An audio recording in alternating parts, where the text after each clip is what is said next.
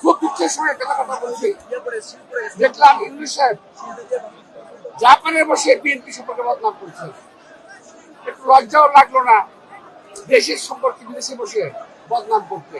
স্বাধীনতার ঘোষক শহীদ রাষ্ট্রপতি জিয়া রহমানের আজকে ৪৪তম মৃত্যুবার্ষিকী। আমি এই সারাবাস উপলক্ষে দেশের প্রধান খালেদা জিয়া, আমাদের অ্যাক্টিং চেয়ারম্যান তারেক রহমান এবং দলের পক্ষ থেকে দেশবাসীর দোয়া কামনা করছি। আল্লাহ তাআলা যেন শহীদ রাষ্ট্রপতি জিয়া রহমানের ব্যস্ত নসিব করেন।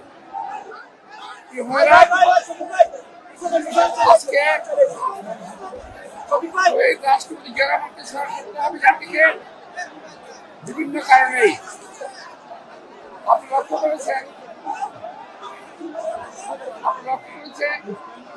সংস্কার করতে করতে বর্তমান সরকার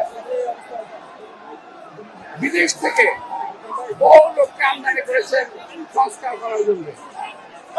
আমি আজকে অত্যন্ত গর্বের সঙ্গে বলতে চাই, শহীদ রাষ্ট্রপতি জিয়া রহমান বহু সংস্কার করেছেন বাংলাদেশে, বহু। উনি বিদেশ থেকে কোনো পরামর্শ আনেন নাই, উনি দেশে থেকেই দেশের এই সংস্কার করার দরকার তা করেছেন।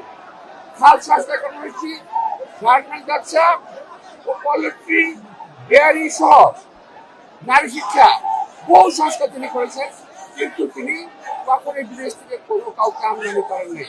আচ্ছা, এই সরকার কিছু বিদেশি লোককে আমদানি করেছেন সংস্কার করার জন্য। আবার এই সংস্কার করতে করতে এমন জায়গায় চলে গেছে যে তারা আজকে আর নির্বাচন করতে চায় না। খুব দুঃখের সঙ্গে কথা বলছি, দেখলাম ইউনূস সাহেব জাপানে বসে বিএনপি সম্পর্কে বদনাম করছে।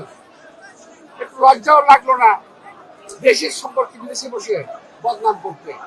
তিনি বললেন একটি দল নির্বাচন চায়, আর আমরা বলতে চাই একটি লোক নির্বাচন চায় না। ইউনূস নির্বাচন চায় না। বিএনপি বরাবর নির্বাচন চেয়েছে ডিসেম্বরের মধ্যে, এবং এই ডিসেম্বরের কথা কিন্তু ইউনূস সাহেব স্বয়ং বলেছেন, আমরা বলি নাই। তারই প্রস্তাব পরবর্তীতে শিফট করে চলে গেলেন জুন মাসে নির্বাচনের কথা বলেন। এই নির্বাচন কখনো বাংলাদেশে হবে না। সুতরাং নির্বাচন করতে হয় ডিসেম্বরের মধ্যে করতে হবে।